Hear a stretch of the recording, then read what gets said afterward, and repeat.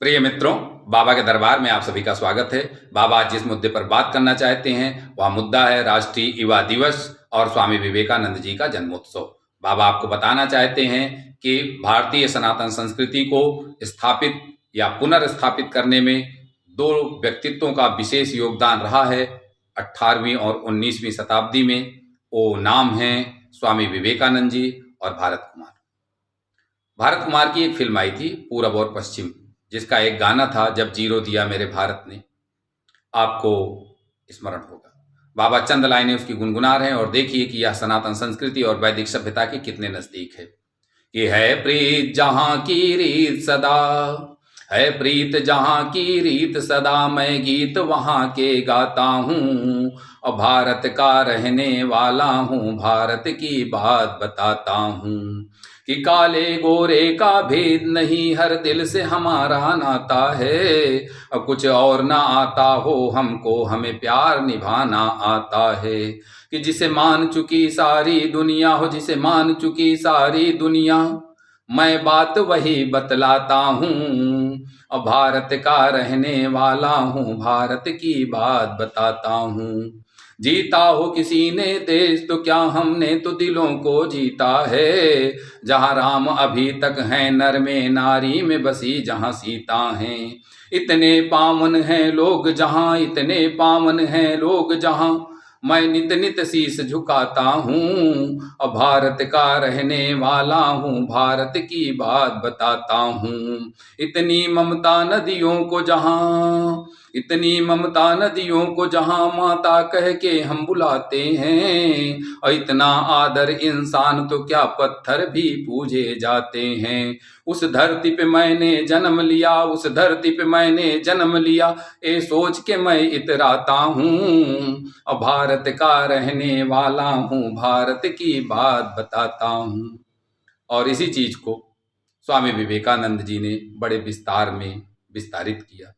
आइए थोड़ा सा इंट्रोडक्शन कराते हैं कि 12 जनवरी सन 1863 को कलकत्ता में श्री विश्वनाथ दत्त के यहाँ एक पुत्र जन्म लेता है।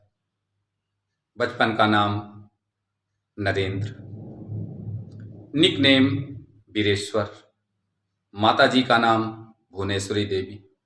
और एक कहावत है हमारे गांव में कि बाढ़े पूत पिता के करनी और खेती उपजे अपने करनी।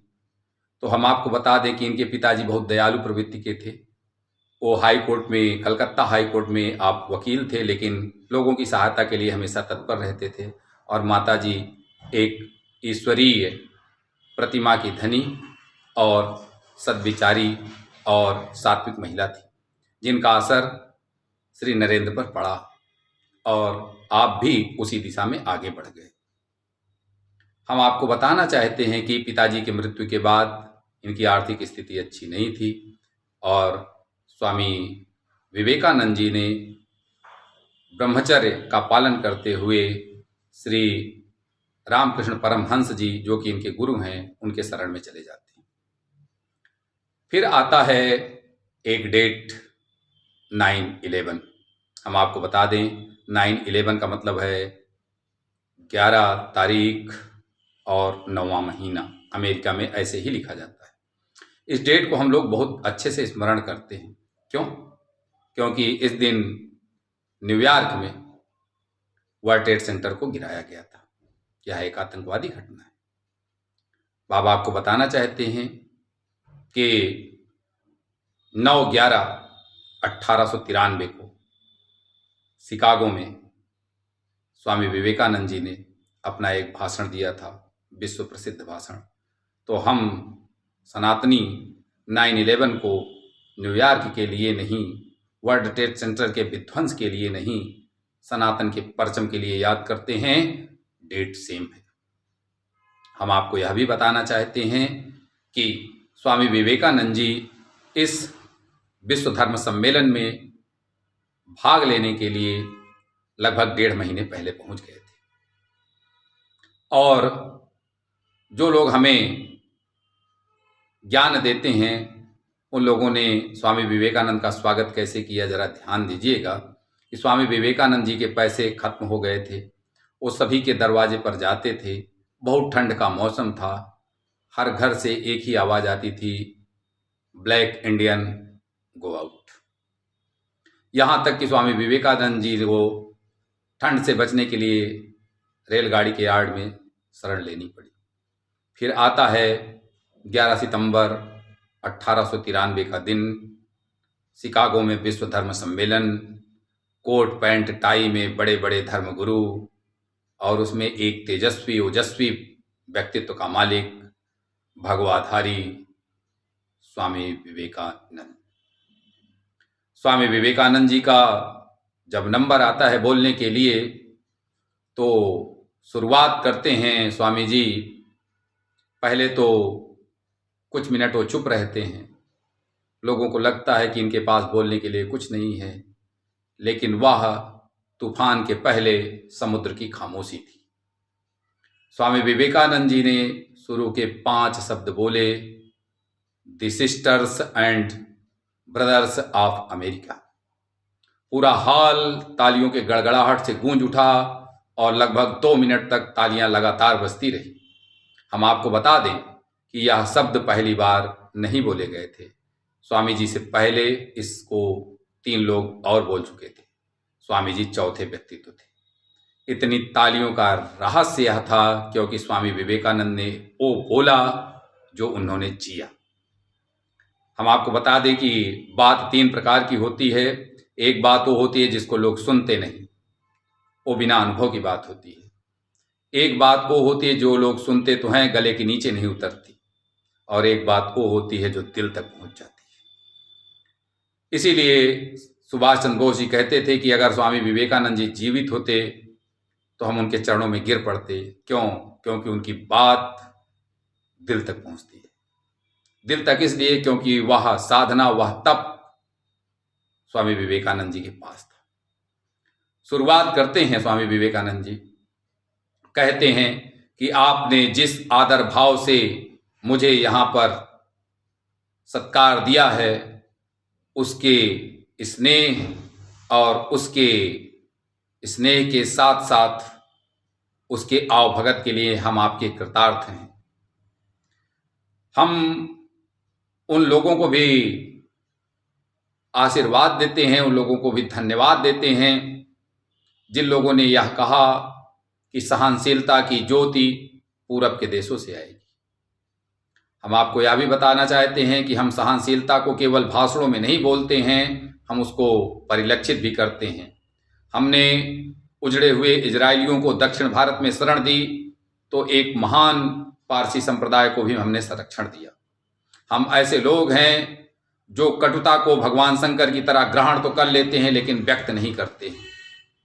हम ऐसे लोग हैं जो सभी का आदर करते हैं।